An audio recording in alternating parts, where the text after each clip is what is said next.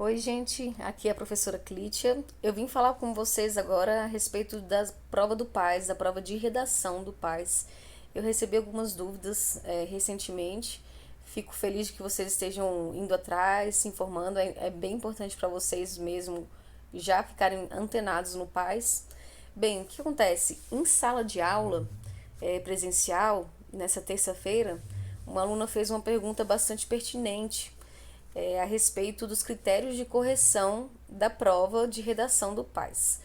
É, Quando eu dou aula de texto dissertativo para vocês, eu apresento já os critérios para o Enem, tá? E o Enem é todo esquematizado, existem 5 critérios, cada critério é pontuado de 0 a 200 pontos, né? Sendo que o total é 1.000. Dentro dos critérios tem o domínio da norma culta, coesão, coerência, abrangência de conteúdos e conhecimentos de várias áreas do conhecimento, organizá-los para a defesa de um ponto de vista, elaboração da proposta de intervenção, né, de uma solução para o problema. Então, assim, eu geralmente apresento para vocês os critérios do Enem, né? E a aluna me perguntou sobre os 2 critérios do PAS, e ela falou que existem 2 grandes critérios. E eu fiquei de voltar e trazer isso, né? E de fato, no PAS são avaliados os aspectos macroestruturais e os aspectos microestruturais. E aí eu vou explicar para vocês, tá? Então, aspecto macroestrutural é aquilo que diz respeito ao todo, tá? A coerência geral do texto. Então, a apresentação da estrutura textual, ou seja, se você obedece às margens, se é legível, tá? Se você consegue escrever bem um texto, passar para a folha. Além disso, o desenvolvimento do tema. Então, é relevante, né? É necessário que você tenha abordado o tema em si. Se você não abordar o tema, você vai ser já eliminado. Sua redação vai ser. Perdão, eliminado não, sua redação vai receber 0. Então, você tem que aprender certinho o tema. Seleção de argumentos, sequencialização, coesão e coerência. Então, falar a respeito, né? E obediência ao tipo textual.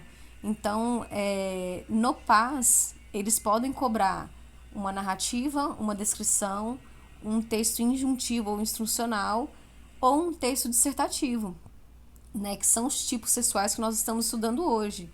Então, você tem que ver certinho qual tipo que ele solicitou e seguir. Se ele pediu uma narrativa, tem que ter os 5 elementos da narrativa: personagem, tempo, local, etc. Se for um texto dissertativo, tem que seguir também a introdução, desenvolvimento, conclusão, tá? Então, percebe que aspecto macroestrutural é você entender o tipo textual que foi pedido, entender o tema proposto e saber desenvolver a respeito dele, tá? Isso são os aspectos macroestruturais.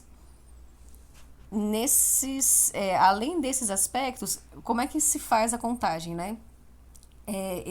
Essa contagem vale 10 pontos, os 10 pontos da sua avaliação total já.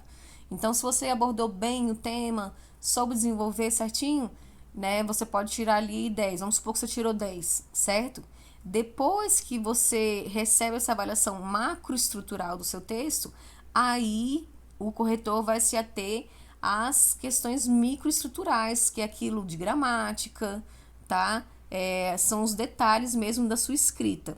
Como que isso é feito? Quais são os aspectos microestruturais? Grafia e acentuação, morfossintaxe, propriedade vocabular, certo?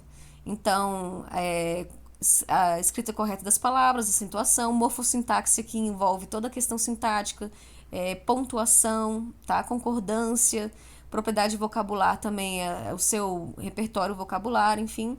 Se você consegue seguir a norma padrão, tá? Dentro do que foi estabelecido.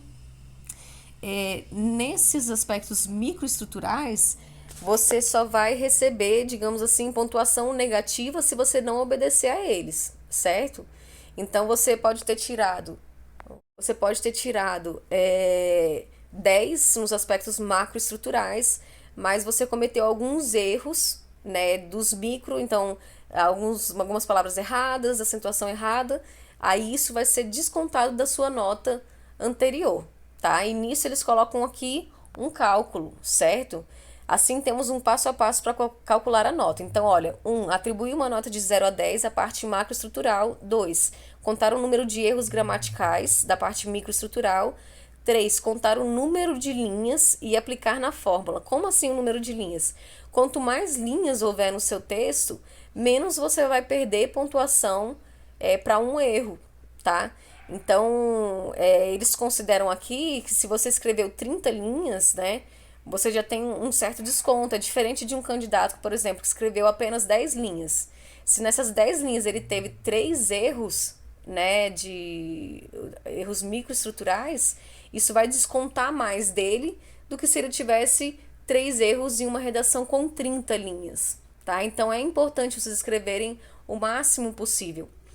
Eles aplicam essa fórmula, certo? E daí tira a nota final da sua redação.